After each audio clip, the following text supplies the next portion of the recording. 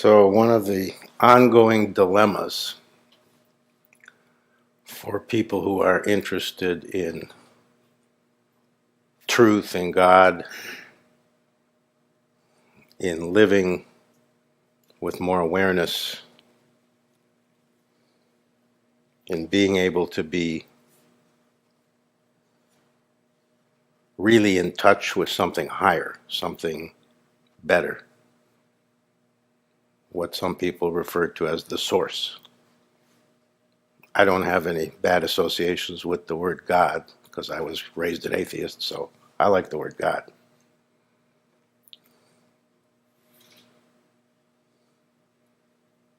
So one of the dilemmas is that we constantly forget, simply don't remember, are distracted from, and are conditioned, trained to focus otherwise.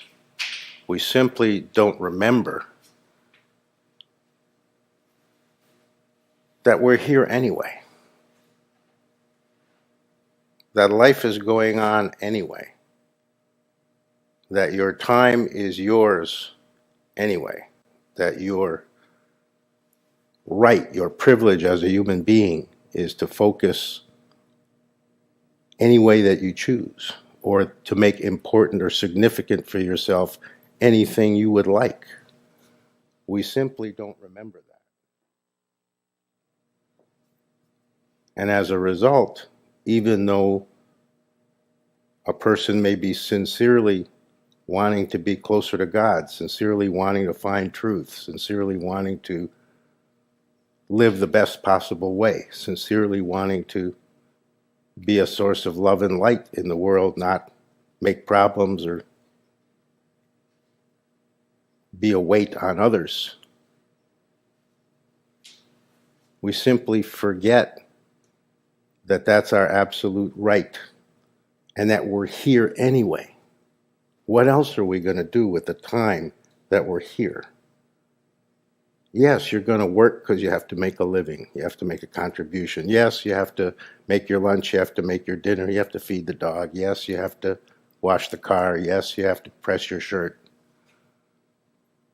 But none of that prevents you from the spiritual. None of that prevents you from becoming more aware. None of that prevents you from focusing on what matters most. You can do all that. You can wash the car, you can wash the dog, you can wash your feet. You can wash anything you want.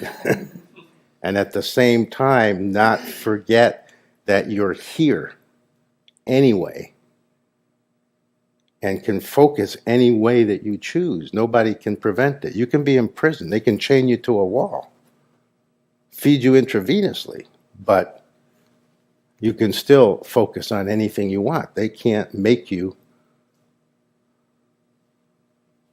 focus a certain way. I guess they could give you intravenous drugs, but when the drugs wear off, then you can focus any way you want. It's a real dilemma because what we end up not seeing is the simple fact that we're already here anyway. This is a very important point for people who want to go deeper spiritually. It's a very important point to recognize that you're already here and you're here anyway, and the time will be spent in some way anyway. So why not spend it on what you feel, what your heart says, what your wisdom says matters more? Why spend it so loosely, so kind of haphazardly, unthoughtfully? Why be willy-nilly about the moments of your life? Because the moments of your life are what you use to go higher, to rise spiritually, to go deeper, to understand better, to be in contact with what's more real, more permanent, what has to do with what's eternal, what's infinite, what doesn't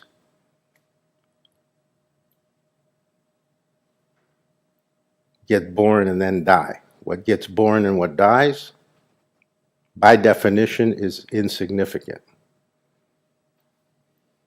Of course, that includes us. But your consciousness doesn't get born and die. That's the body. The body and the mind are born and die. But your consciousness, your God nature, the part of you that understands the divine, that understands that it's important to love rather than be unloving, that it understands it's important to treat others kindly rather than unkindly, that part doesn't die. That part continues. You continue with what's essential in you. But while you're here,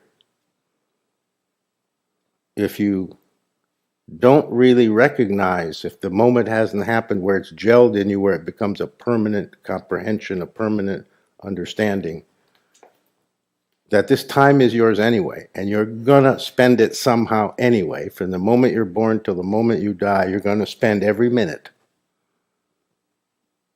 It's gonna happen whether you use it wisely or unwisely, whether you spend it on what matters or whether you spend it on what doesn't matter.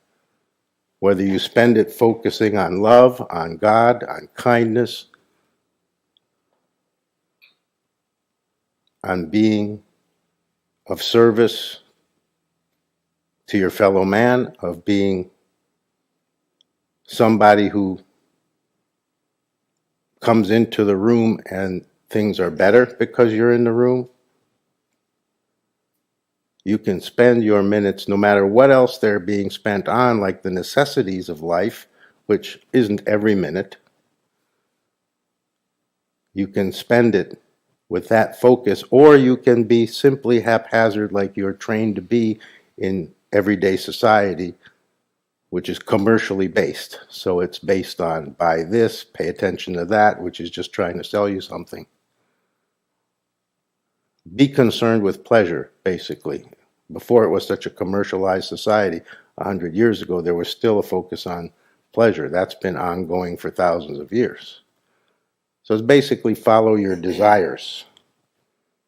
If you really want something that gives you pleasure, go after it, get the pleasure, and then we've all had the experience almost daily of when you get the pleasure, it doesn't last very long.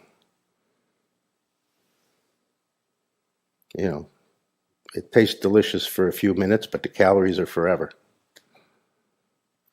So it's like that with all desires. So basically, you can follow your desires, which is what most people do, which is just pleasure seeking. That's really the superficial way. Just see how much you can have enjoyment today for a few minutes here, a few minutes there, a few hours. Go to a movie. Distract yourself. And there's nothing wrong with that, but if that's what your life is about, and for millions of people that is what their life is about, that's absolutely living on the level of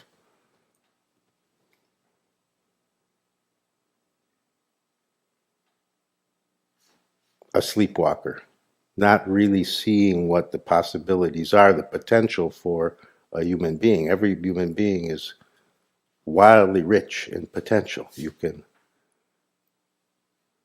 absolutely develop your wisdom, develop your love, develop your kindness, develop your ability to relate, develop your awareness of what's going on here and what's possible for you and what's possible between you and other people. But if it never crystallizes in your mind that you're gonna spend these moments anyway, until your last breath, you're gonna spend X number of minutes.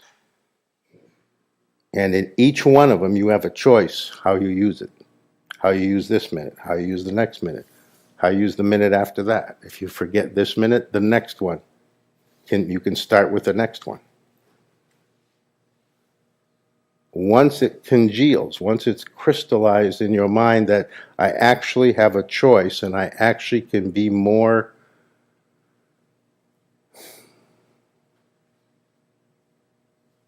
in charge of how the minutes of my life go, how they're spent, what my attention is on, what I'm doing. Not doing with my life, just doing. doing with my being, with myself, not with my life, because we have this concept that we're taught early on, my life, do something with your life. I'm not talking about doing something with your life. I'm talking about doing something with yourself, with how you are with yourself, how you sit in this moment, what you're conscious of, what you're aware of in this moment, and what you are generating, not by doing anything, but by your level of consciousness, by your what's inside you. How big is your heart? How wide is your awareness? How pure are your intentions? You can work on these things, improve these things without making it into a big job, simply by focusing on them, having attention toward them. And the argument for why to do that, if you're interested in moving forward spiritually, is because you're here anyway. Because these minutes are happening anyway. See the point? It's almost never thought about this way. And I'm not saying think about it this way, I'm saying something more challenging. Get it once and for all. So it becomes a permanent part of your understanding and you kind of never forget it. It's the background. That every minute you can use it to your advantage. You can use it in reference to what's eternal, in reference to what's truly sacred. So you're waiting for the world. If you're a spiritually active person, you're probably doing what most people do, which is you're waiting for the sacred to appear in front of you. You're kind of waiting for everything to get its golden halo, and then you'll go, oh, wow, everything is divine. Look, I was right. That's never going to happen. Because nothing is intrinsically sacred any more than anything else. The universe isn't created as separate entities. There's this, there's that, there's that. So a blade of grass isn't any more or less sacred than anything else. You're not any more, a human being isn't any more or less sacred than a fish. A fish isn't any more or less sacred than a cloud. We have this idea, of course, it's a trained idea, it's a societal idea. Some things are sacred, some things aren't. Some things are more sacred than others. That's not true. Either everything's sacred or nothing is sacred. It can't be this is, this isn't. That doesn't make any sense. Either you recognize the sacredness of life, which would then have to include everything, or you don't. If you don't, then you'll succumb to this idea, which is societally taught often. We've all been taught this in one form or another, that, one thing is sacred, another thing isn't. When you go to the church, when you go to the temple, that's sacred ground. When you go to a holy place, that's a holy place. But when you go to the backyard, that's not holy. But that's a false teaching. Either it's all holy or none of it's holy. And either view will do. If you need to adopt a view, either one is fine. Because either one, you're honoring the truth, which is that everything is equal in the eyes of the universe. Everything is equally important. It's only the human mind that says, this is more important than that. I'm more important than a butterfly. That's just human arrogance. That's just because we have the ability to be self-aware and to think, then we have very arrogant thoughts. Butterflies don't have arrogant thoughts because they don't have your ability to think. If they had your ability to think, they'd have butterfly arrogance. It comes with the turf.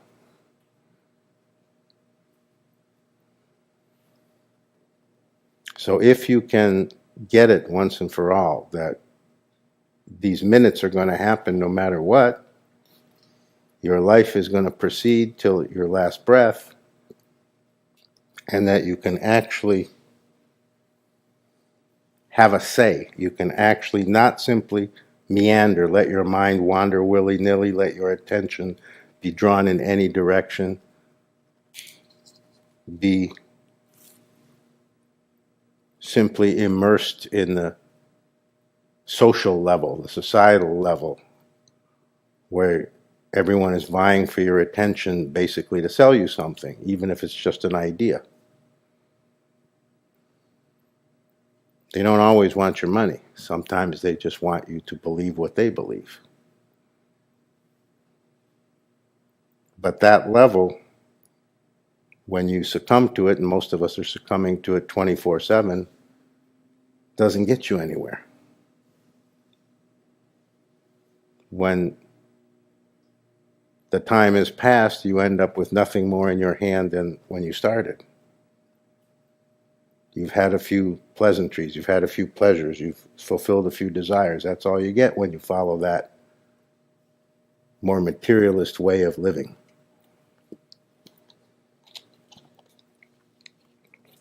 You don't get anything substantial. Substantial means has something to do with what's eternal, has something to do with what's beyond life and death.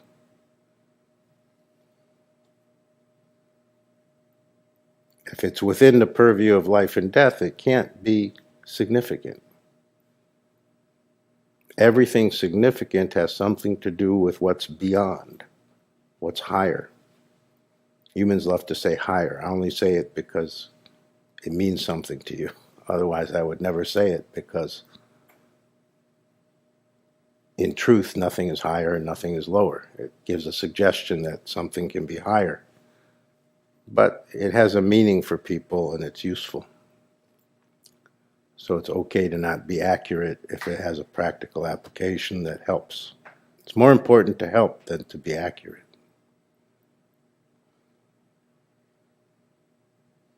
If I was trying to be accurate about the truth, I wouldn't be able to say one word.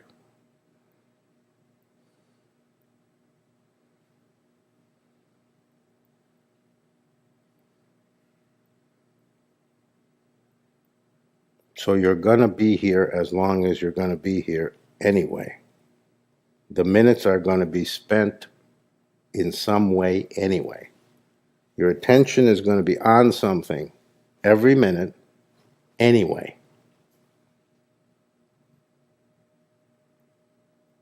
Basically, your choice is you could put it more on God, you could put it more on truth, you can put your attention more on love, or you can simply be led around by the nose and whatever grabs your attention, in other words.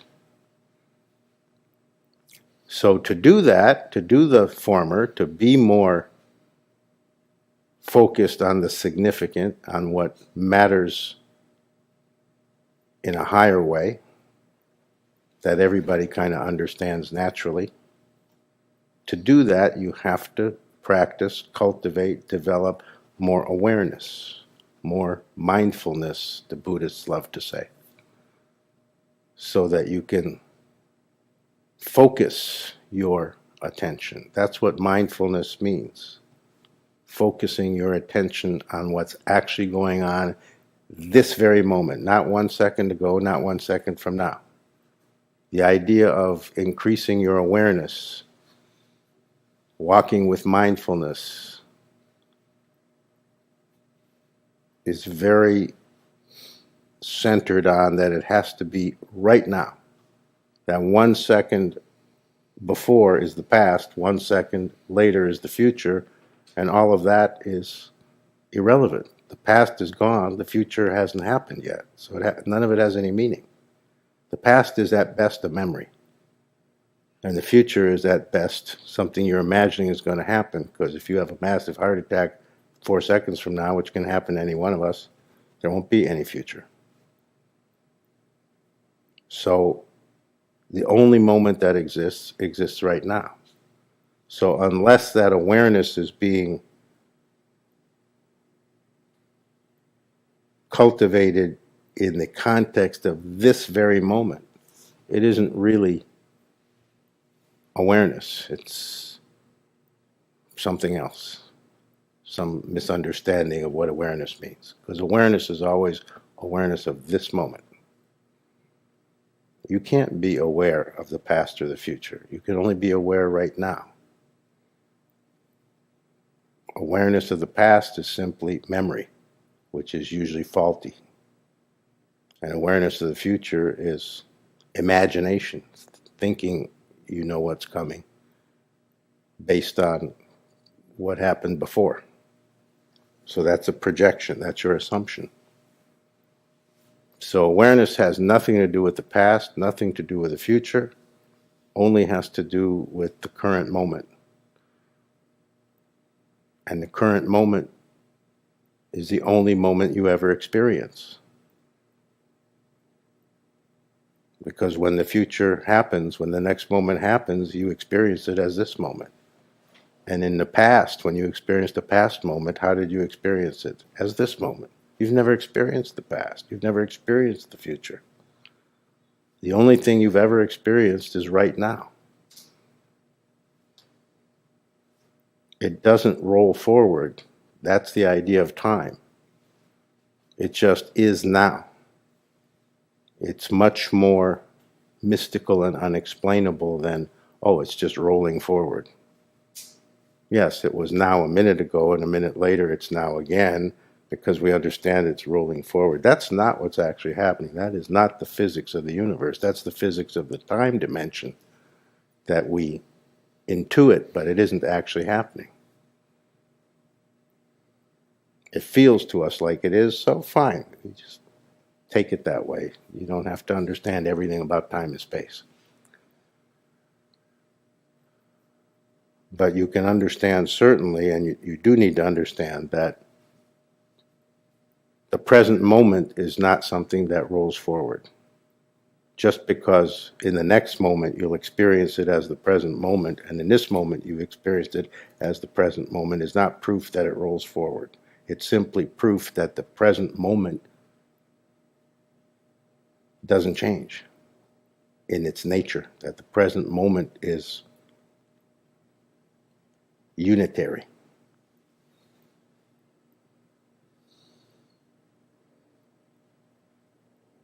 So don't think of time as a movement.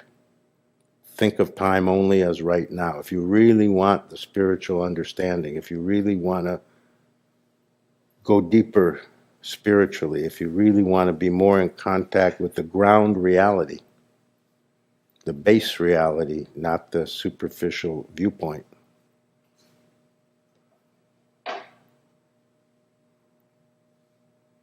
then it's wise to start thinking of time as this moment solely. Forget about past, forget about future. Think of time as one ongoing moment. You could even say one eternal moment that just keeps changing around you. But the moment doesn't change. That would be closer to how it really works than the idea of time. We came up with the idea of time because intuitively it makes sense, but that doesn't mean it's right. That doesn't mean it's accurate to what's the true physics, the true metaphysics of the universe. The true physics are a product of the true metaphysics. A little tiny, tiny sliver of the physics is understood. But it's all based on the metaphysics. That's why it's called metaphysics, beyond physics, greater than physics.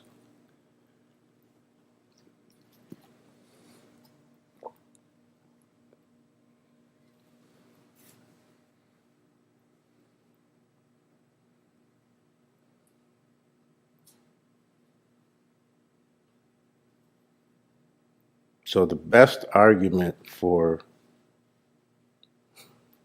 the spiritual focus, if you're already interested in it, and if you're listening to me, you must be. Because if you're not, you'd never listen to me. And there are literally billions not listening to me right now. And that proves it. So if you're truly interested in the spiritual, then you have to get very, very, very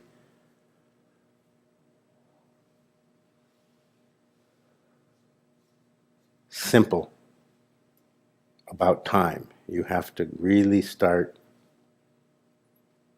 getting that this is the only moment. And you have to get here. You have to gather back your energies, pull them back, reel them back in from some imagined thoughts about the future, from some vague or random memories about the past. Those are all energy, release of your energy. You have to pull that energy back in and bring it right to this moment right now, this minute here,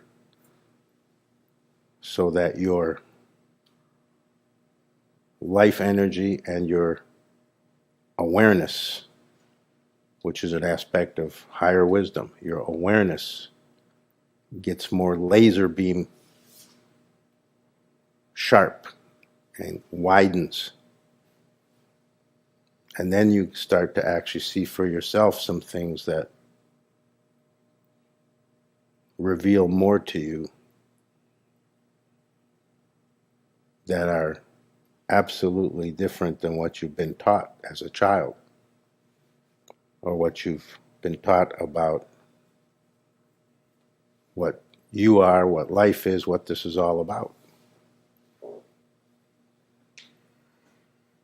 And when you start to really be present in this moment, everything changes, everything intensifies, everything becomes clarified, and then that becomes an ongoing process. It takes a long time and it's very difficult. Doesn't matter who you are, doesn't matter when you start, it takes a long time and it's very difficult to be able to be fully in the present moment,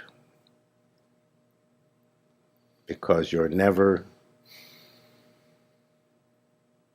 taught how to be there, or even that you should, and you're taught every distraction from the present moment. You're encouraged to not be in the present moment.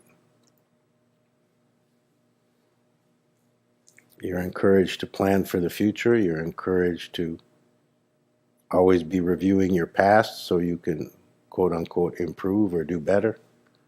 But you're never told or encouraged, just be here now and don't worry about anything else. Just be right here. Not do something, just be. The biggest thing you're told is to do. Do this, do that, get this done, that done. Advance, get more money, get a better job, find a new husband, find a new wife, get a dog,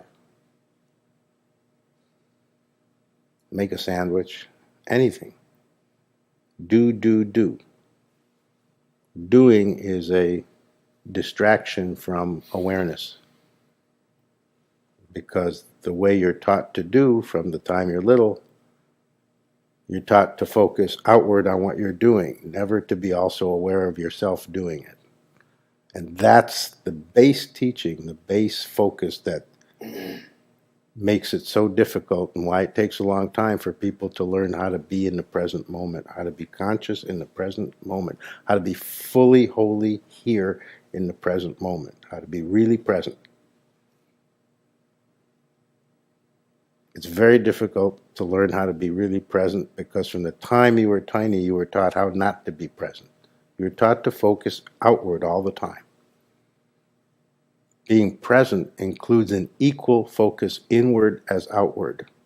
And you have a lifetime of experience, moment to moment, literally 24 hours a day practice focusing outward. You have almost no experience focusing inward. If you've practiced some form of meditation, that's your practice focusing inward. Beyond that, you have next to no practice at it. So that's why it takes a long time and it's very difficult to learn how to actually be present, truly, fully present. Because to be truly, fully present, you have to have equal focus around you, outside you, and in you, what's happening from you, with you, not just to you. Both, 50-50. It has to be a dual awareness.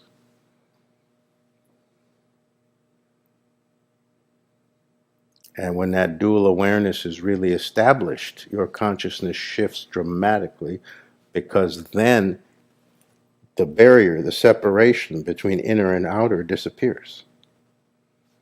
You no longer have this very fixed line of demarcation, again, that we're all taught to have.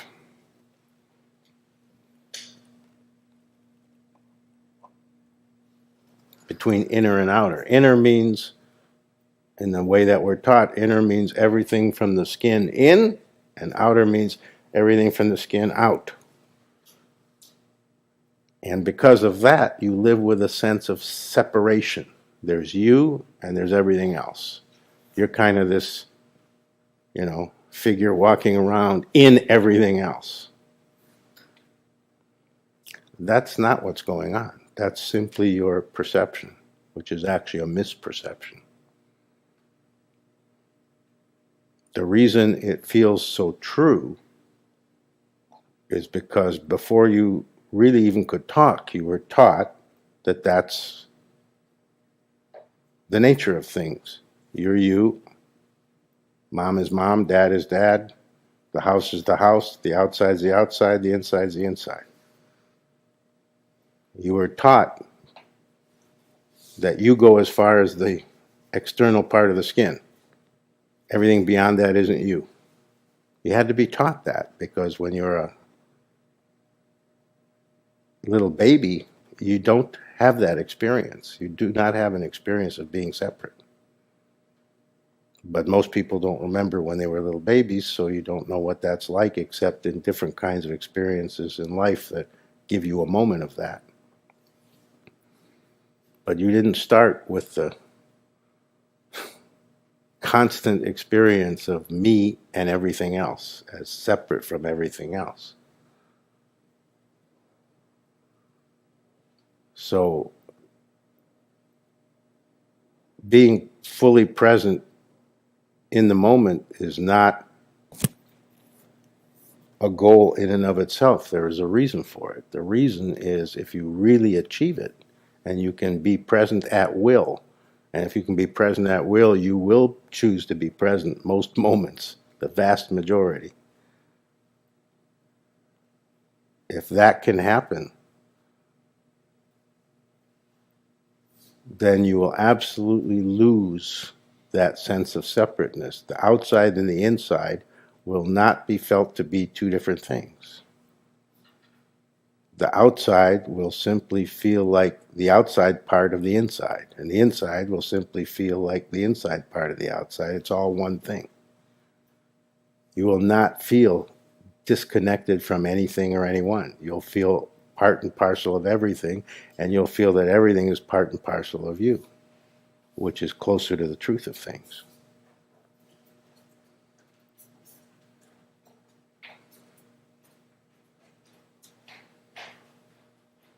So every known spiritual teacher, every mystic throughout all the ages has taught this same thing. Because it's true. Just in different emphasis or in different words. That you are not separate, that you are not somehow outside the kingdom. That the kingdom of God is within. That's just saying, learn how to be as aware of what's inside you as you are as what's outside you. It's the same thing I just explained.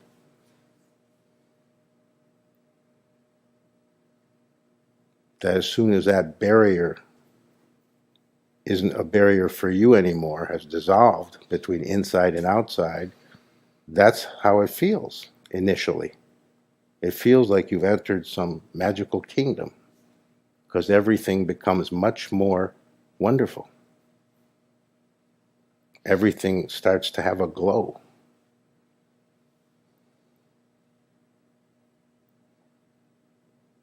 Simply because that's how it really is. And because you'll feel much more in tune with everything. So you automatically feel better. The more in tune, the better you feel. The more you feel like you're in the right place, in the right way, doing the right thing at the right time. There isn't this sense of dilemma that people feel very routinely, like somehow things aren't right. You'll feel naturally how things are right. But never have the idea that it's easy to get to how to actually be present in the present moment. It's very, very difficult only because we're well trained in the opposite. It wouldn't be difficult if that wasn't the case. The only reason it's difficult is it is the case. We are very, very well trained never to be in the present moment, to avoid it really at all costs. Because there's an intensity in it.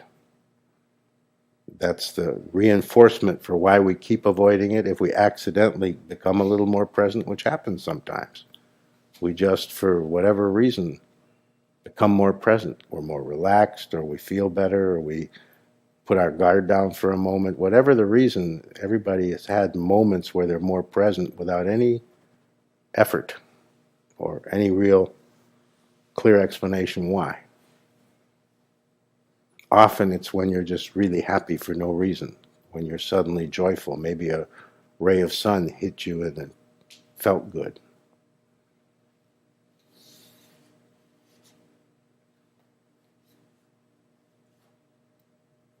But when you're more present and you can sustain it for more than a second or two, what you'll notice is things get much more intense.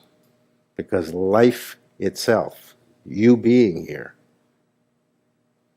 all this amazing stuff going on called you and life, and all the amazing stuff going on all around called life, is by definition, by nature, highly intense. And we distract ourselves, and Western society teaches us to distract ourselves from it, largely because somewhere along the line we became intensity phobic. We don't like that intensity. So we try to keep it out. If you become present at will, that you're capable at will to be right here, right now, you will see that the intensity is at a level you never would have imagined. And you'll say, oh, now I see why I was avoiding that. Because we're talking 50,000 volts. We're not talking, oh, it's a little more going on.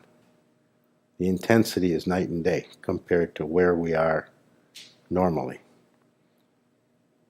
But that's not a problem, because what happens is you get accustomed to that, and it doesn't feel any different than you feel right now. Just like anything else, once you're used to it, it becomes normal for you.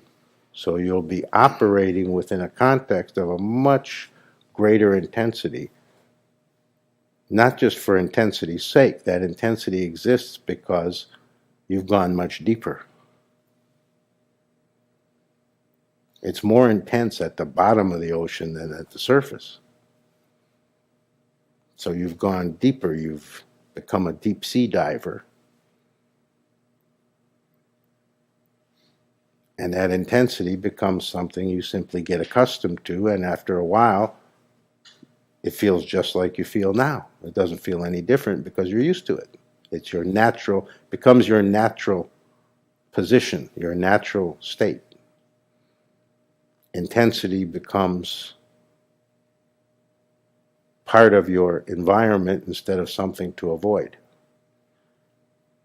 And the riches that come from that cannot even be listed. We'd be sitting here for the rest of our lives.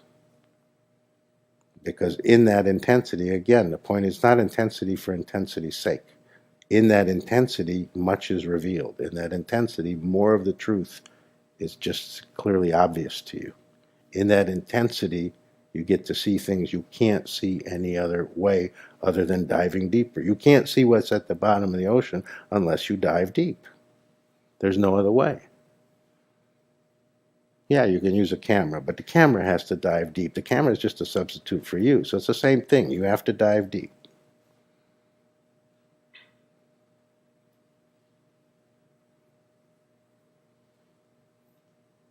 So we have two concepts. If you want to know what's out there in outer space, you have to travel far, far into outer space. You have to get a rocket and travel far into outer space, strap yourself in, put on a helmet, and go. And the same with if you want to see what's at the Earth's core, deep at the bottom of the ocean, you have to dive deep. You either have to fly high or dive deep. And spiritually, it's exactly the same.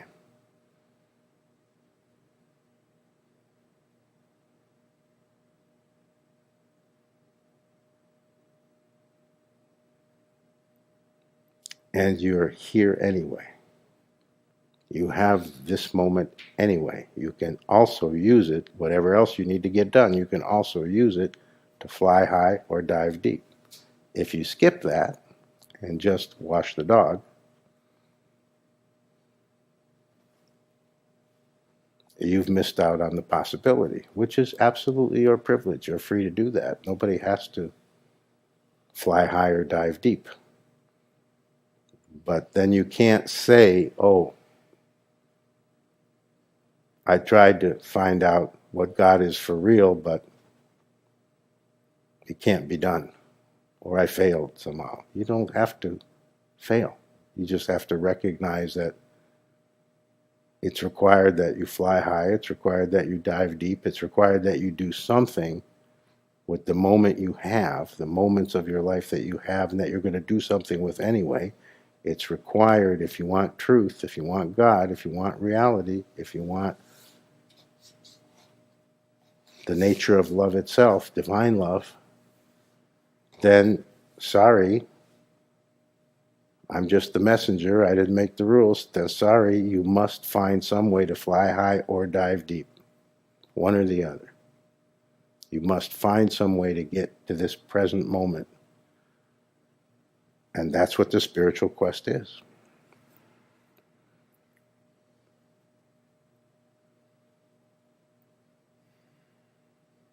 Okay, that's my story and I'm sticking to it. Questions, comments, other topics, reports? Is that Theo's fingers just doing something on the keyboard? Is that you raising your hand? I can't tell. Okay, that's the keyboard.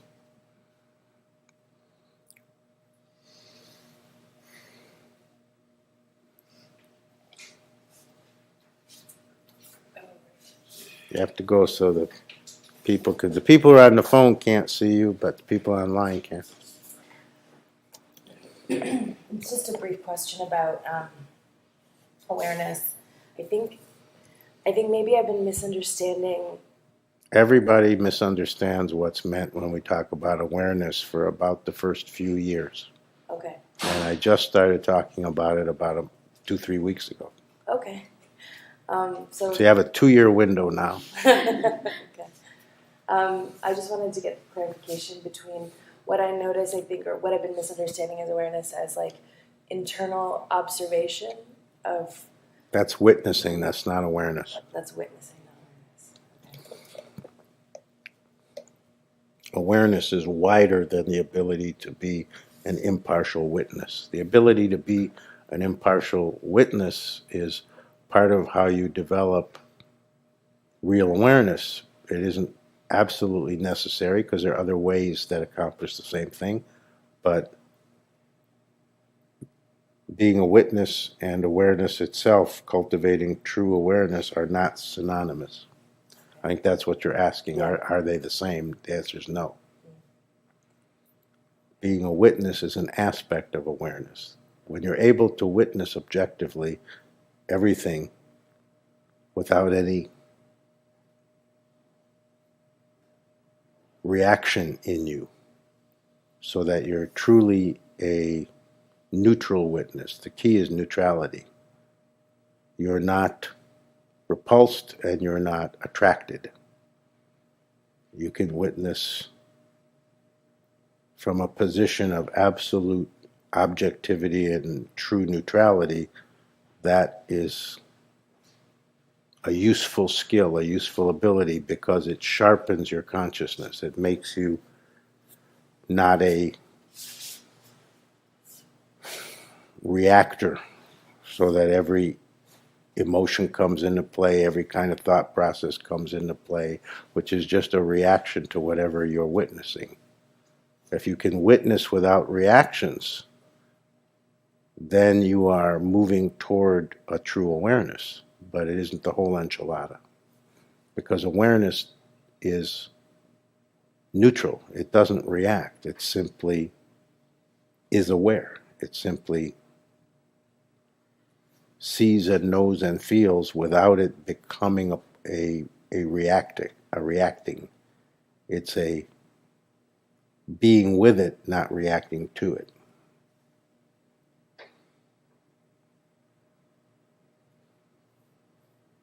So yes, they're not the same thing. Thank you for that clarification. It helps a lot.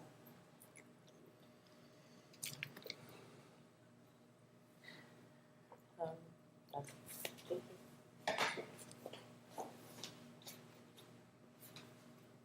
Now, when you come up here, you have to speak loudly so that the microphone picks it up, and so other people can hear you who are in the room.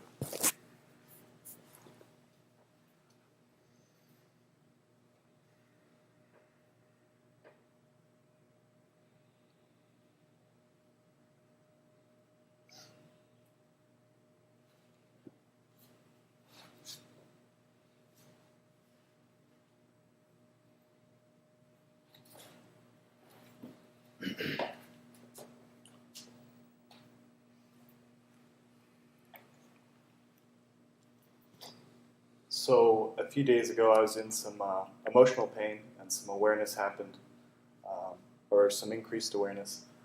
And exactly what you said happened, which was a lot of the emotional pain became much more intense, and there was no barriers to it. But then again, it was more, it just felt more right to experience it that way. And I've noticed. Why do you say awareness happened? What tells you that you became more aware?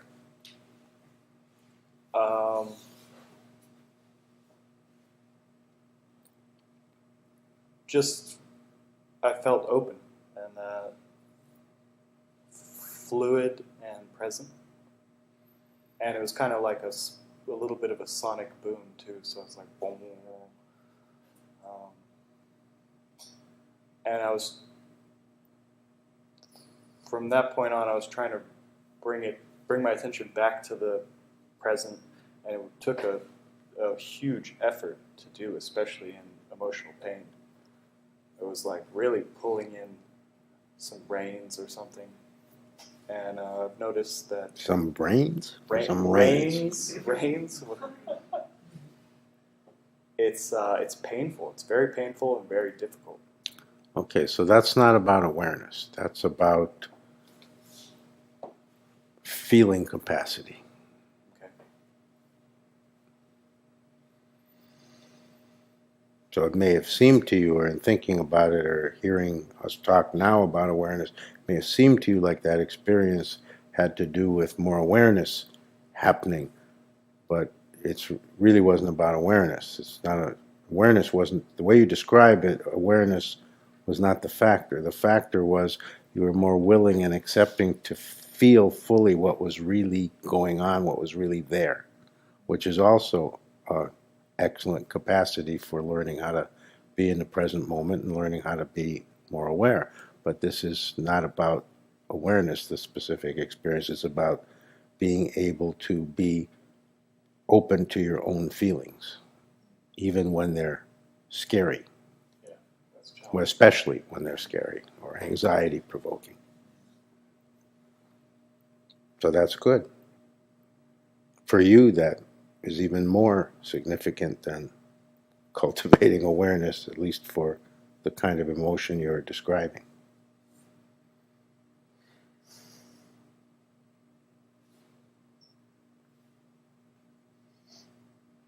Can I ask what the Best difference speak is? up. What Best the speak up. difference is between that and awareness? It just had nothing to do with awareness. It had to do with how much you're shut down versus how much you're open. How much any of us are shut down versus open to our own passing feeling states.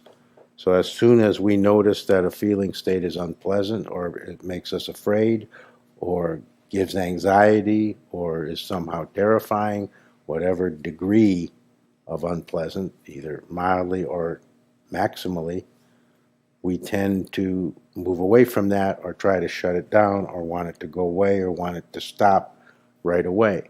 So because we react that way, we train ourselves how to shut down emotionally, how to actually not be in contact with our real feelings. So what you're describing is about getting back in contact with your real feelings, developing the capacity, which is also difficult, to not be so chronically shut down anymore as most of us are. Most of us are simply shut down because we've been trained, and even trained ourselves to be that way. That also is an avoidance of the natural intensity of life.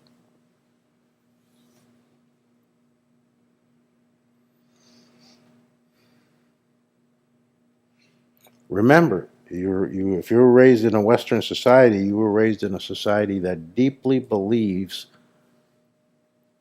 that anything that's unpleasant should be avoided, and anything pleasant or pleasurable should be embraced. And that's a very childish, immature view. That set of beliefs is really 3-year-old level.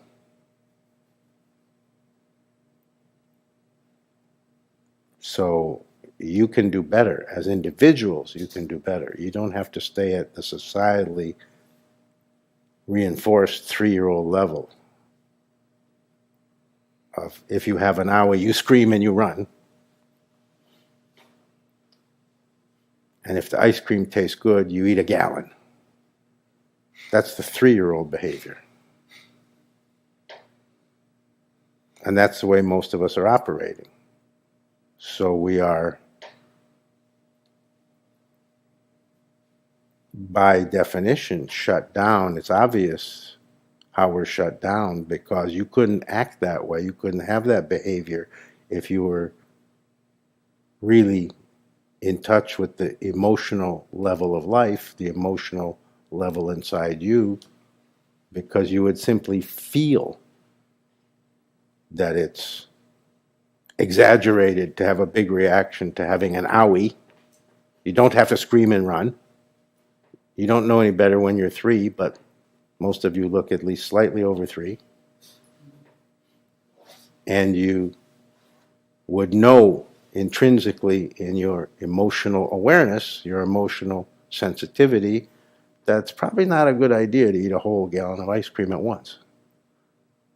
You'd feel yourself getting sicker and sicker the further you got into that gallon. But you have to desensitize yourself to be able to continue to behave on that 3-year-old level, and that's what we've done.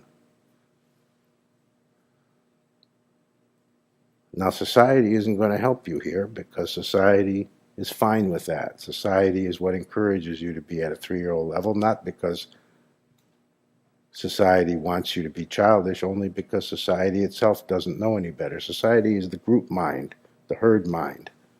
The herd mind is the mob mentality. It's the lowest common denominator. It's the dumbest part of us. The dumbest part says, eat a gallon of ice cream because it tastes good. The dumbest part says, you have a little scrape, go scream, scream, scream, ow, ow, it hurts, it hurts. That's not the smart part of us. That's not the mature part of us. That's the childish and dumbest and most insensitive part of us, the crass part. So obviously, if you're emotionally available to yourself, if you're really totally in touch with your own feelings, you can't operate any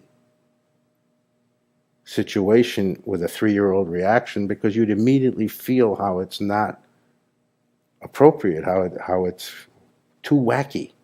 You would do better automatically. So you kind of have to be asleep at the wheel to have these big reactions.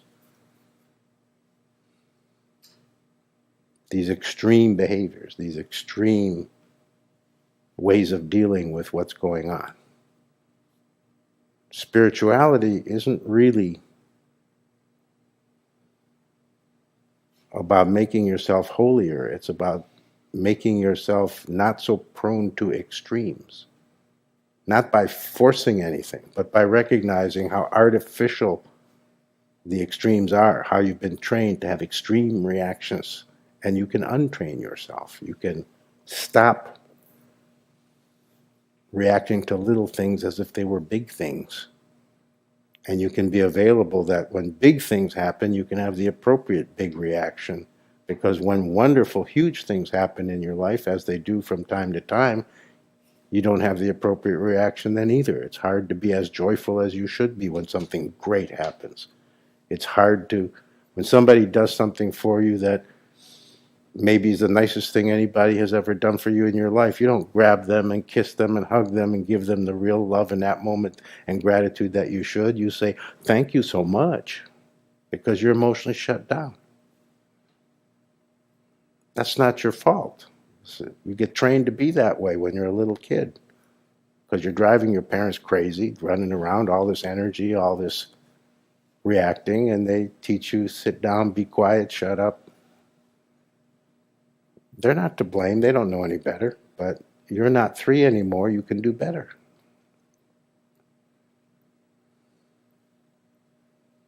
You can't blame your parents, even if you had terrible parents. Many people have terrible parents. You can't blame them.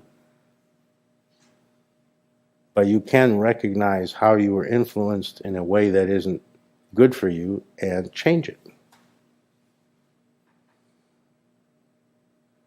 That's the difference between an adult and a child. A child has no ability to change it. They don't have the inner resources, they don't have the wisdom, they don't have the experience. But you do.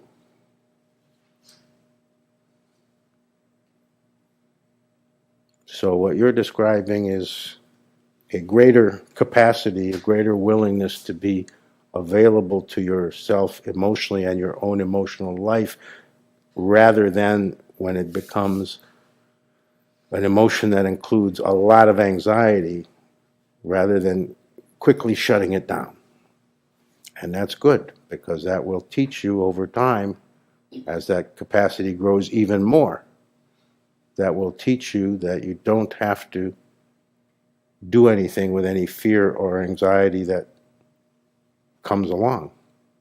You can simply continue to remain open rather than reacting, which is shutting down. And in the end, that will cure the fear, that will cure the anxiety. So you're on the way. And you've been on the way for a while. This is just the latest progress, right? Yeah.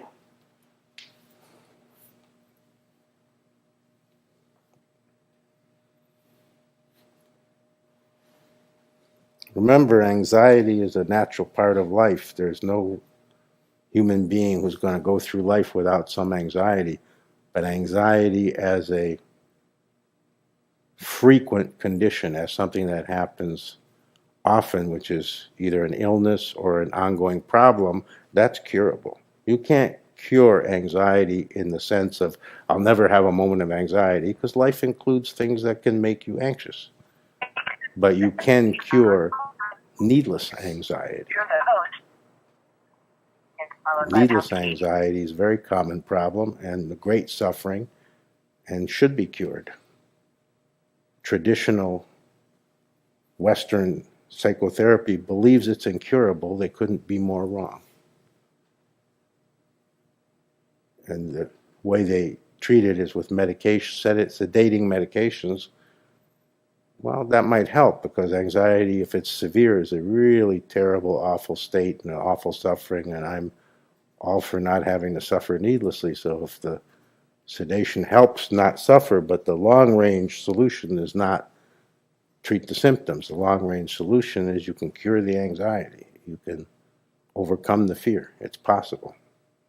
So you have to understand that it's not normal, and you shouldn't settle for a life of excessive anxiety if that's a problem for you.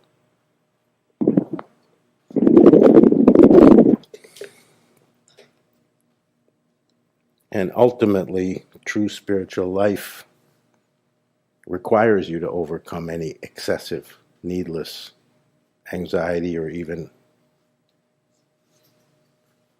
anxiety illness, anxiety disorder, panic disorder, any of those things. Because you have to be capable, able to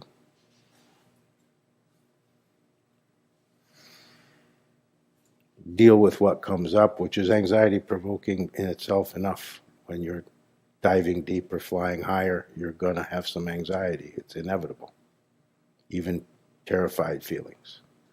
So if you have a problem with anxiety, you kind of have to get that dealt with, or else you'll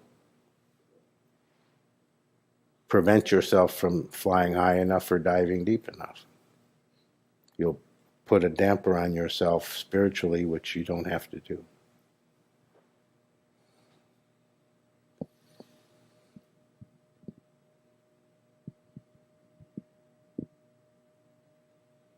What else?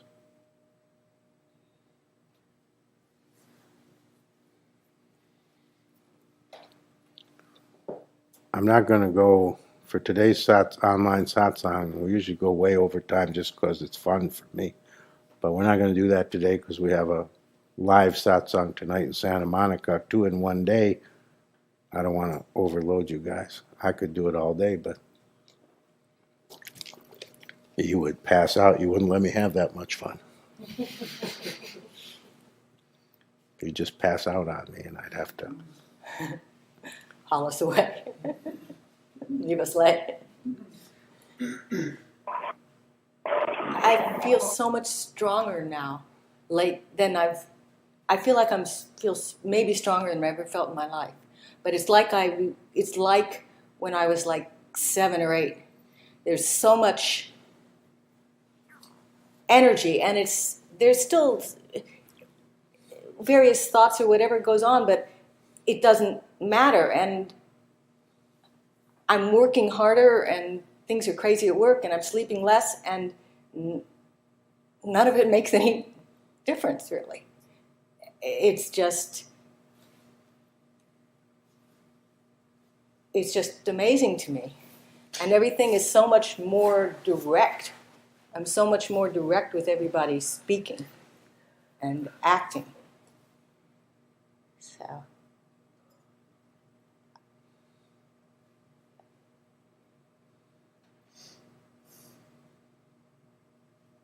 it's like I woke up from something. What about anxiety? What about anxiety? There's still some anxiety, but it's way, way less than it used to be. I used to have anxiety pretty much a lot of the time, most of the time. But it still comes up in certain trigger ways, so it does come.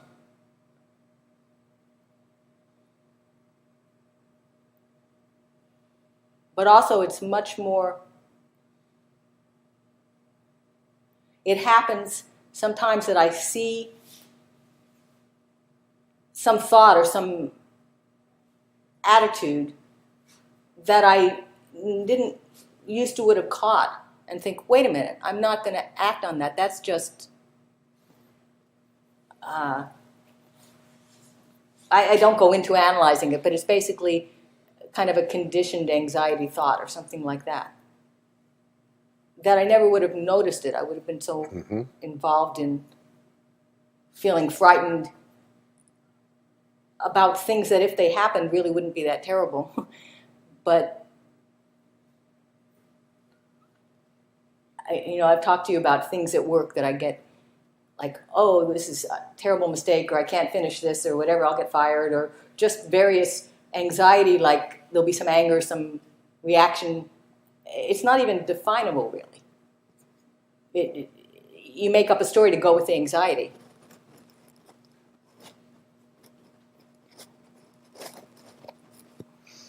And that's way less. the anxiety is primarily physiological. It isn't psychological, it's physiological. It isn't that something happened that made you anxious, it's that you bodily had an anxiety response to something. It's chemical, in other words. Mm. It's more chemical than it is psychological. It's more bodily than it is emotional. We tend to think of anxiety as an emotional state. It's not an emotional state, it's a physical state of arousal.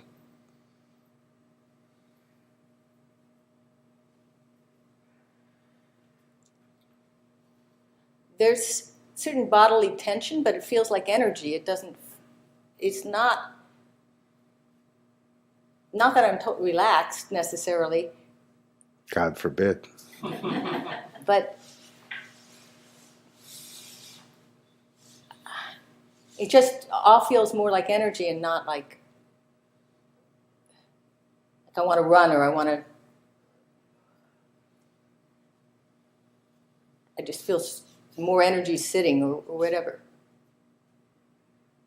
So if it all feels more like energy, which of course everything is just energy on one level, on a deeper level, there are deeper levels beyond that, but on a deeper level, that's what's palpable, is that everything is just energy.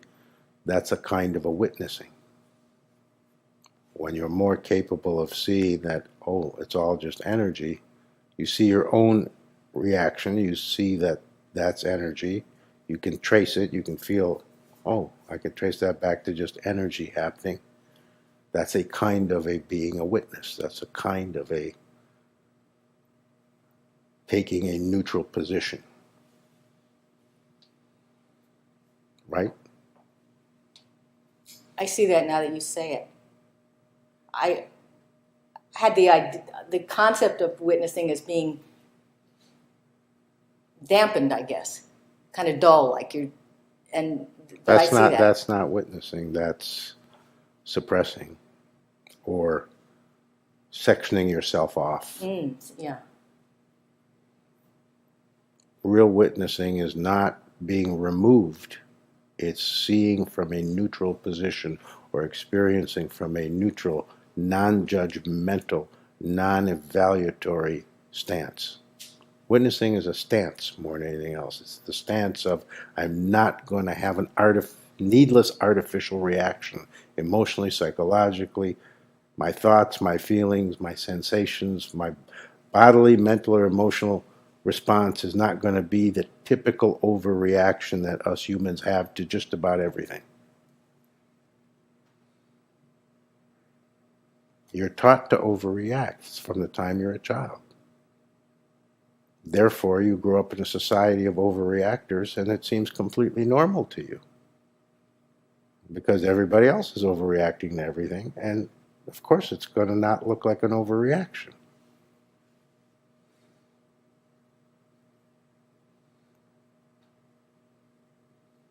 So when you get more sensitive, when you develop the ability to dive deeper or to fly higher, you start to see how much drama is going on, how much people are really overreacting to their own detriment, wasting their energy, their precious life energy, on needless overreactions.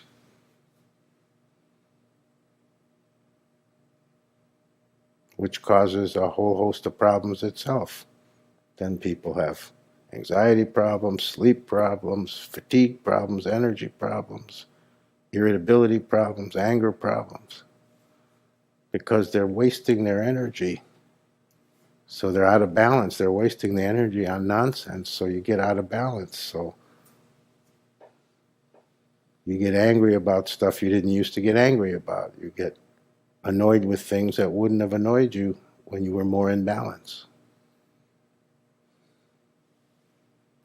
Or you get depressed, or you get any of 100 or 200 or 300, whatever it is, possible reactions that are not good for you, that aren't healthy and aren't your natural self. They are your out of balance self. And your out of balance self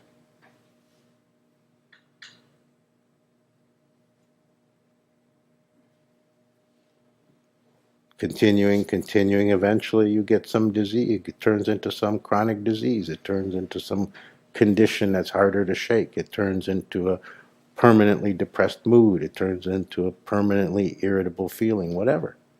And you don't know why, and you think life sucks.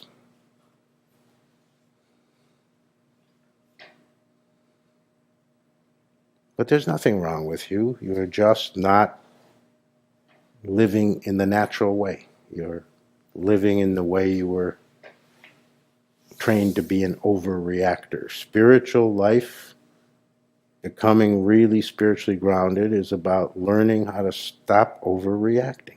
One aspect is you learn how to stop overreacting to things. You start to see for yourself how everybody's constantly overreacting and how you yourself are constantly overreacting, and you start to see how unnecessary that is and how it wastes your precious life energy and how better you feel when you don't do it and how more effective you are when you don't do it. How you can deal with things more easily and more correctly when you're not busy overreacting. And the overreacting isn't necessarily visible on the outside. It's going on the inside so that you're kind of paralyzing yourself. You're either doing too much or not enough because you're not sure what to do in that semi-paralyzed position. It's like you're spinning your wheels, you know.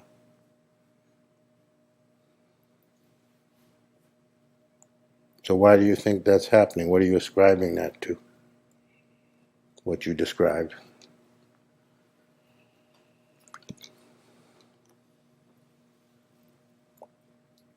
This feeling stronger than you've ever felt. What do you ascribe that to?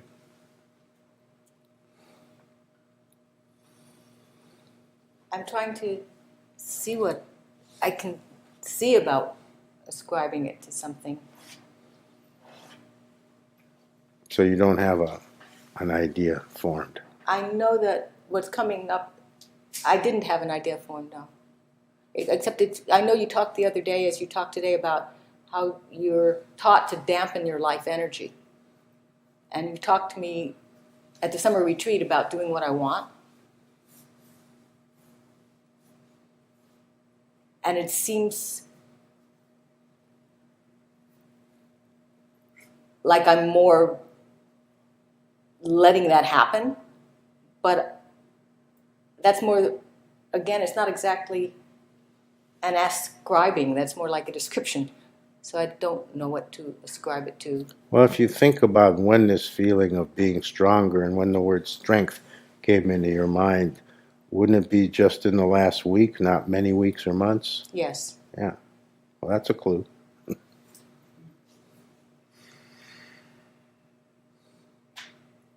Ah. There you go. Okay. Okay. I had a thought about what happened, but I forgot it, and now it awoken. Okay.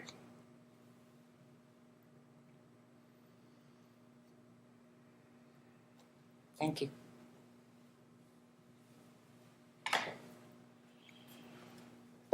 Well, I said I wasn't going to go much overtime because we have 2 satsangs, but we're only 6 minutes, so we can keep going. I lie a lot.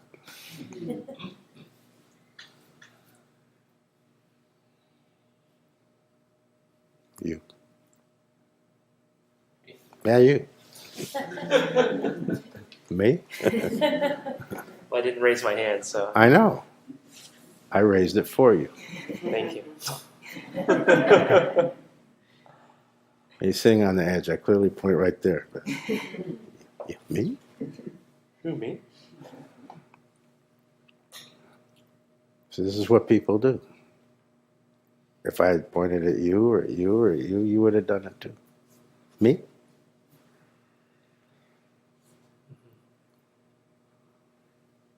You're not ready. We're not taught to be ready to respond in a way that's commensurate with what's going on. I know it's a tiny example, but it's very telling, and it's no Nothing about you. We all do it. You're not ready for what life is bringing in this moment. Either you're ready to under-respond, like me. Yeah, clearly you. You don't have to say me. You mean me? That's under-responding. That's not really being with the moment, with all the potentials that are possible. It's possible in a situation like this that I'll call on you any moment. I don't tend to do it because I want to freak you out, but every now and again it could happen. Or we overreact. What? What? Me? Did I do something? And this is our typical way of responding. And you're not to blame. We're taught to be like this, and everybody else in the society is like this. So we think it's fine. If everybody is walking around wearing a bag on their head with eyes cut out, you would think it was normal if you're raised in that. But that doesn't mean it's normal to walk around with a bag on your head. It just means you've come to accept it because it's ubiquitous everywhere you go. And this overreacting is the same. It's like everybody's doing it, so of course it must be normal. But it's not normal at all. And no amount of people doing it is ever going to make it normal, just like it's never going to be normal to walk around with a bag on your head, no matter if everybody does it for 1,000 years to come. It'll still, 1,000 years from now, be weird. And better not to do it. Right? You can see that easily when I use an absurd example, but it's about all the things we don't think are absurd. The things we take for granted as we're responding normally, we're acting normally, we're behaving normally, but you're behaving anything but normal. You're either overreacting or under-responding, one or the other, almost always to everything, little, big, medium, in between, everything. Doesn't matter what the thing is, doesn't matter what the situation is, doesn't matter what life has brought in this moment. Our tendency, our learned tendency, is to overreact or under-respond. So you're not ready in this moment for what life is trying to give you. You're not ready for the fullness of life, is a good way to put it. You're not present. Your tendency is to underreact or overreact. And you're kind of sitting back. You're kind of half asleep. You're kind of not noticing that life is abundant and huge and full and is trying to bring you every moment that fullness. Every moment your heart can beat with more love. Every moment your breath can have more expansiveness in it. Every moment your mind can be more open and your awareness can be more full. And that's what life is trying to bring you. But you're kind of hanging back because that's what you're taught. You're taught to not allow the natural, sacred process of life, more divine process of life, which is absolutely going on. It's just, is it going on with you or without you? Even when it's going on without you, it's going on with you. But you're not involved with it. You're not noticing it. You're not seeing it. You're not feeling it. You're not aware of it. So you're not left out, but you feel left out in a way. Nobody's left out because life is all inclusive. Everybody and everything is included. Nobody is left out at the door, waiting in the cold. But you're not seeing, feeling, sensing, available, open to everything that's right here, everything that's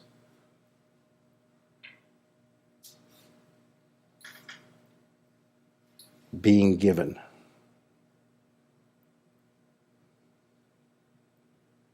Because God is not miserly. God gives you everything, all the time.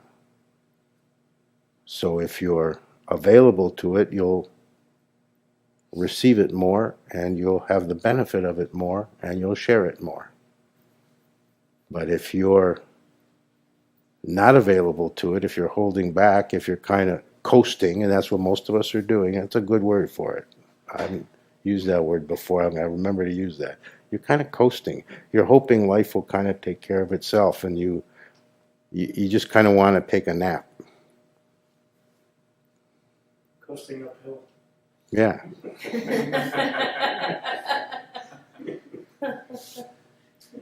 Speak for yourself.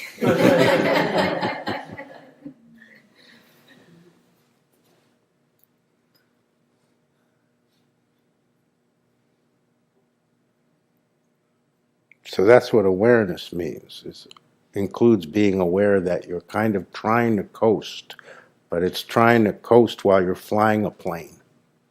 That's not the time to kind of doze back. You know? That's the time to really pay attention. And that's all awareness means. Start paying attention. More often, to more. To more outside you, to more inside you. More attention, less, I just want to hang back. That hanging back is what gets you. That hanging back is the dampening of your life energy, which is the dampening of your true spirit. And then you say, oh, there's not enough love in my life. Oh, I don't have enough of the things I like. Oh, I have bad days too often. But you're dampening your own life energy. What do you expect? It's not your fault. You were taught that, but you can learn a better way. You can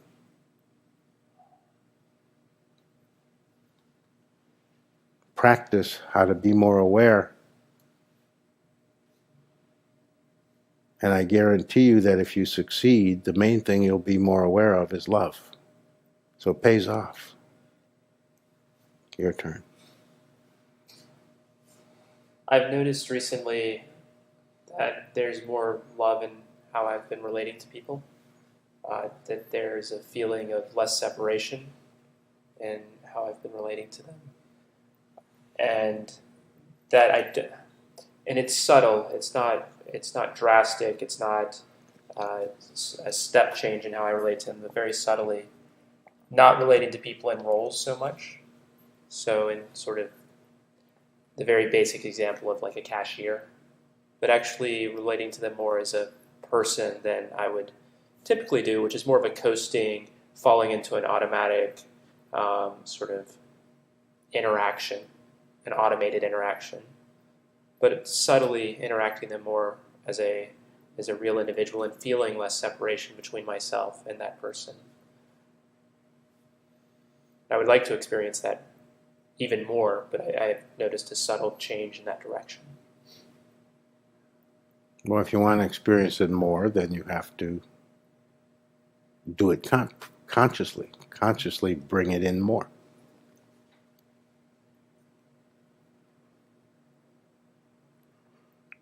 But if it's dramatic, it isn't trustworthy. If it's subtle, that's more likely that it's real. Dramatic means maybe it's real, maybe it's not. Maybe I'm imagining it, maybe I'm forcing it without realizing, because life is not intrinsically dramatic.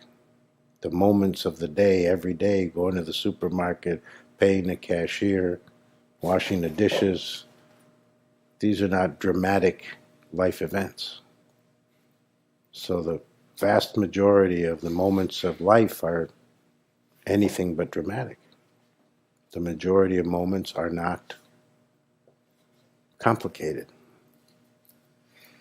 That doesn't make them less or unimportant. That just means that life does not have a lot of inherent drama in it. A few moments here or there in a lifetime when something life-changing or big happens, yeah. The rest of the time, the drama is your artificial overreaction. So if So when you say it isn't a dramatic shift, that's good. If it was a dramatic shift, we'd say maybe something shifted or maybe it didn't. More likely it didn't. Time will tell. But if you say it's subtle, that's much more likely that it's real, that it's not imagined, that it's not temporary, that it isn't something that goes on for a week and then never happens again. It's either changing permanently or what's the point? It feels like it has a solid foundation. Well, like I said, the fact that it feels subtle is not conclusive proof, but it's a good clue that it is probably real or may be real. So time will tell. In all cases, time will tell. If it's dramatic and that means it's not real, then time will tell that too. But if it's subtle, then time is on your side. It'll probably show itself to be real.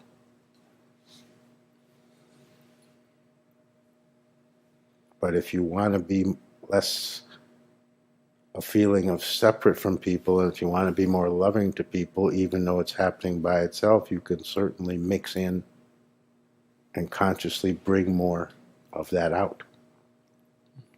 You don't have to wait for it to happen by itself. You'll be waiting forever. A certain degree, as you're describing, can happen by itself. It's not really by itself, but we won't go into the reasons. But you can do more on your side. You're saying you like that and you want that. Well, then do something about it. Like I said earlier, we're all waiting for life to get more holy and sacred right in front of us, and then we'll say, see, I told you so. I knew this spiritual stuff was good. But you don't have to wait for it to magically appear, because you'll be waiting your whole life. Even if it does, it'll be temporary. I don't want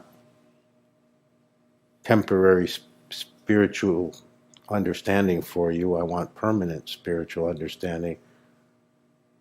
I want you to have absolute spiritual eyes, not for a week you can see and then the rest of your life you forget all about it.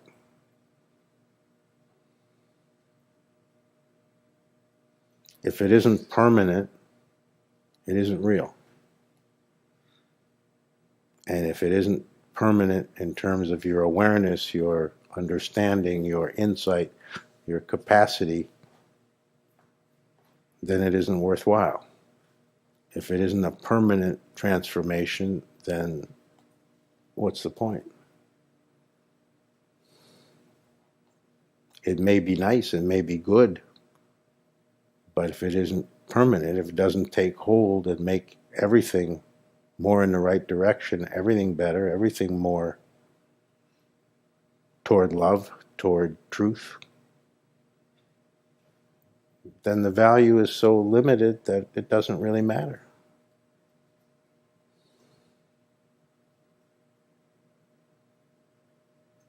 The moments of your life will be lived anyway.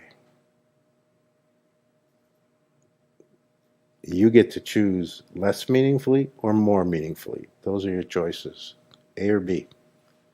Less meaningfully, the herd mind way.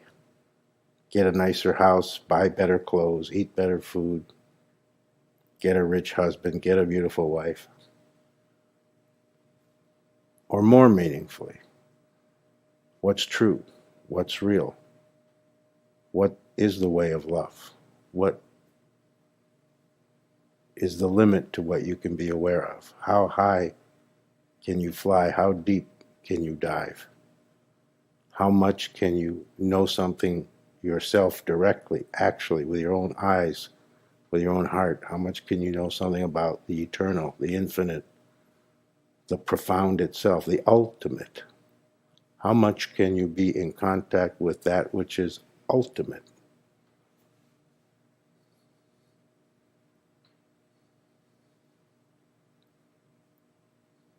A Jesus, a Buddha, a Moses are phenomenally in contact with the ultimate. And they're normal human beings, just like you. What's the difference? They became more available, more totally aware, in contact with the ultimate. Call it God, call it truth, doesn't matter what you call it. It has lots of different names. People give it different names. But there's no difference between you and Jesus, you and Buddha, you and Osho, you and Moses, you and Muhammad. All human beings, same heart, same mind, 2 legs, 2 arms, 2 eyes, 2 ears. Same human capacities, strengths and weaknesses both. Frailties just as much as strengths. What's the difference? The difference is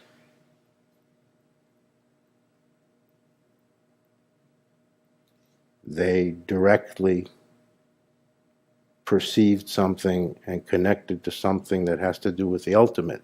You can do exactly the same thing. In fact, that is the spiritual search. That is the spiritual life. Doing that for real. Not philosophizing about it, not thinking about it, not making it into a theology, but living it. Your actual own experience. You know it for real because you're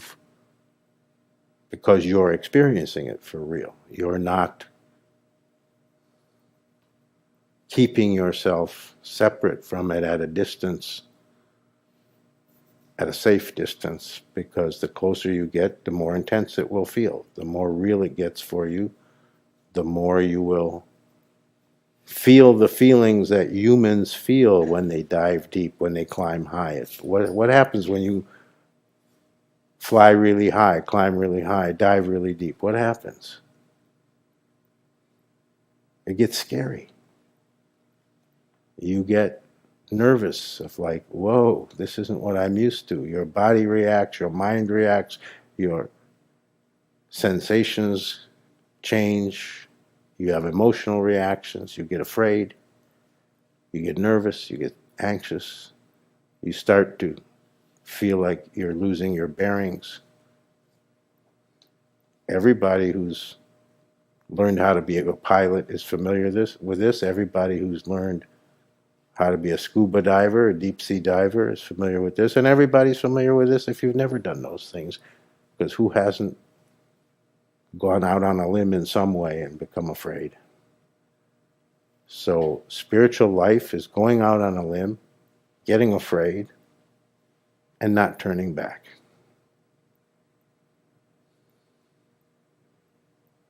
Because if you don't experience it for yourself, it's useless. It's just somebody else's idea or their story. You can believe them, you can take their word for it, but it won't mean much to you because it's not your experience. Unless it becomes your personal, actual experience, it doesn't amount to much. It won't give your life the meaning that we're talking about. The moment to moment to moment will remain less meaningful than it could be. And when we say meaningful, we don't mean give it a meaning, give it an interpretation, believe something about it. We mean the fullness of life, that you'll feel full, you'll feel rich, you'll feel that you're not missing anything. You'll feel that life is giving you everything that it has to offer. You'll feel like you're part of existence in every way. And you'll feel definitely, clearly, the equality of everything. You'll look at other people as your family. Not, these people I like are my family, and these people I don't like aren't. Or these people are strangers, so they're not my family. You'll see everyone equal as your family. Some of them you'll like, some of them you won't. Doesn't mean you'll like them. But you'll realize you'll understand and recognize the connection. You won't misunderstand that they're not connected to you.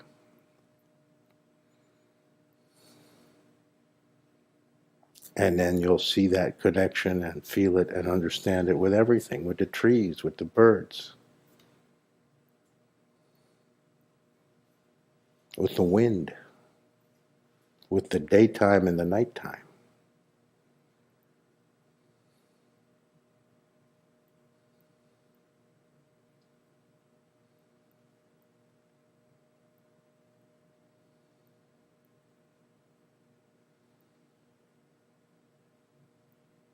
So just remember this, you have been well schooled,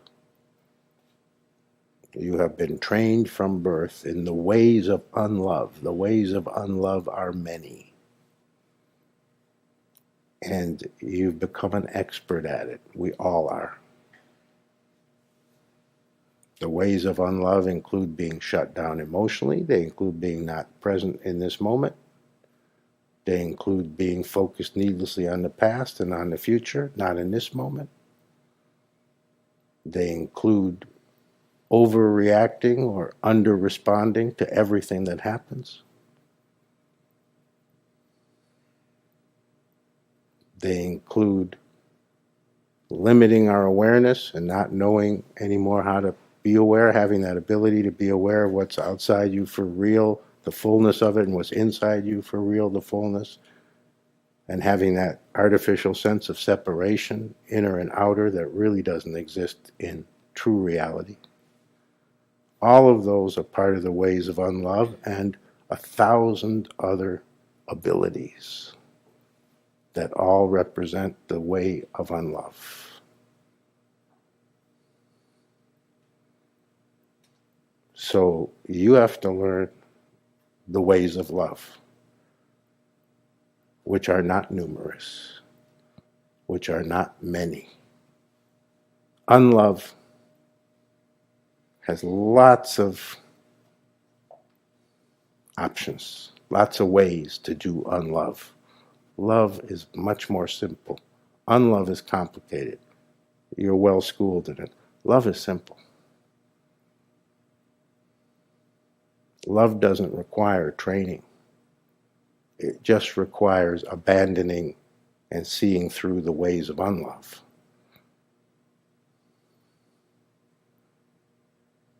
And remember, now that I've started training you in awareness, teaching you, encouraging you, giving you methods for expanding your awareness, becoming more conscious, more aware. Don't forget that the purpose isn't awareness in itself, although that would be a worthy enough purpose. But that's not my purpose. The purpose is, if you become really aware, you'll become aware of love. And the way of love will become automatically your way. And you'll abandon the ways of unlove without any effort, because you'll just be aware of how misguided they are and how unnecessary they are. And you can simply be love in this moment.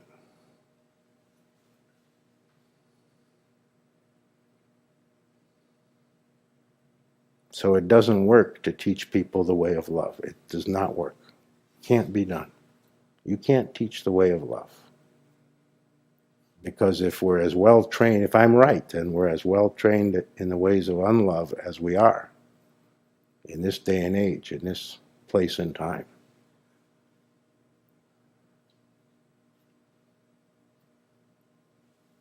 then you can't just say to people, oh, here's the way of love, do this instead, because the way of unlove is conditioned. It's well trained, all these ways of unlove. It's our habitual reactions, and habits have to be broken to go away. They don't just go away because we don't like them, or we know better, or we've chosen something else. So it doesn't work to teach you the way of love. I have to show you the operations of unlove, get you to let go of them. To be able to do that, you must have an expanded awareness.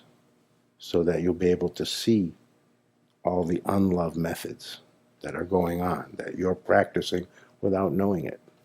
Very innocently. You're not to blame.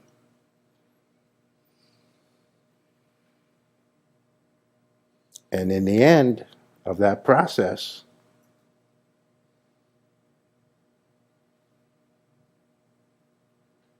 you won't have learned the way of love. You'll simply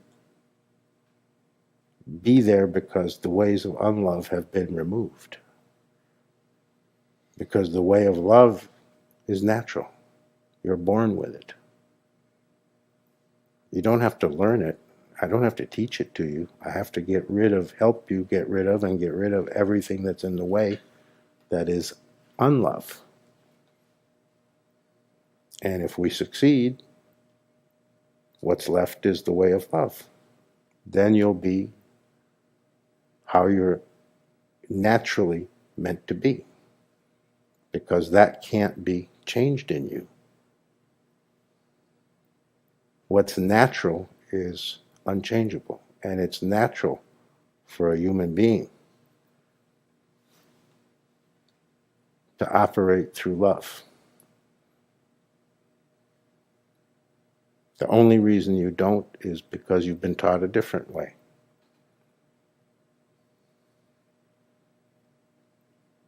My job isn't to train you in the way of love. My job is to untrain you in the way of unlove.